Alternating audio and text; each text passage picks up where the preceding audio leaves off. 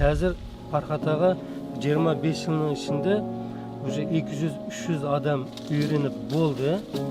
Соның ішінде 100 адам енді ұстаз бола алайды, рекомендация береді.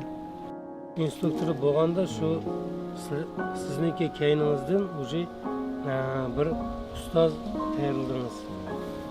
Шу дадамнеке кейініден оқығычылар Қазақстанның ішінде көп адам үйренді. Осы Қазақстанға кеп үйреткен адам ол ең маңызды бірінші.